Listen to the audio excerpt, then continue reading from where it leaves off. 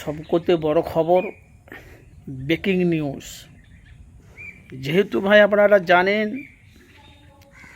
যে বাংলায় যে এখন বাংলায় বিজেপি সরকার ক্ষমতায় আছে,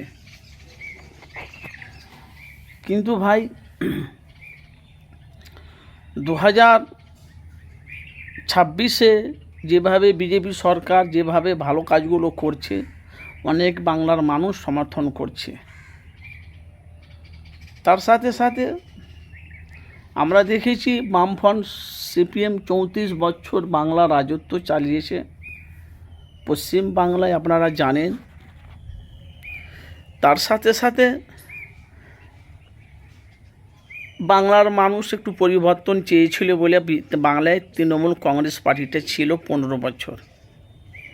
মুখ্যমন্ত্রী মমতা ব্যানার্জি বাংলায় অনেক উন্নয়ন করেছে, আপনারা সবই জানেন।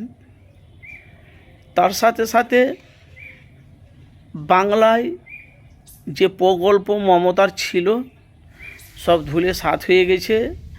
এখন বাংলার মানুষ এই দুর্নীতি মুক্ত করার জন্য বাংলার মানুষ হিন্দু, মুসলমান, দলি, আদিবাসী, খ্রিস্টান, রোম, মেথর, যত যা ধর্ম জাতি আছে সবাই কিন্তু বাংলার মানুষ এই বিজেপি সরকারকে কেন বলছি,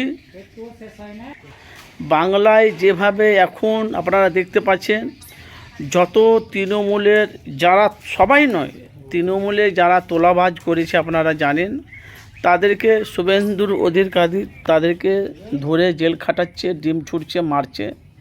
কিন্তু এখন বাংলাতে ভাই 2031-এ ক্ষমতায় কে আসবে ওটা জনগণ, সাধারণ মানুষ তারা সিলেক্ট করবে।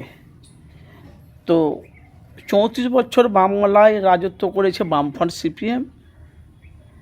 এখন বাংলাতে তৃণমূল ক্ষমতায় ছিল 15 বছর, আর এই প্রায় 4 মাস হচ্ছে এসেছে বিজেপি সরকার। তাহলে 2026-এ নাই 2026-2031 যদি আসে তাহলে হবে 5 বছর বিজেপি সরকার। তাহলে বাংলাতে 2031-এ বাংলার মানুষ, জনগণ, সাধারণ মানুষ কাকে চাইবে? আপনারা, আমি জানি না আপনারা কে কোথা থেকে দেখছেন, আপনাদের মূল্যবান, আপনারা যে যেখান থেকে দেখছেন অবশ্যই আপনারা মূল্যবান মতামত জানাবেন।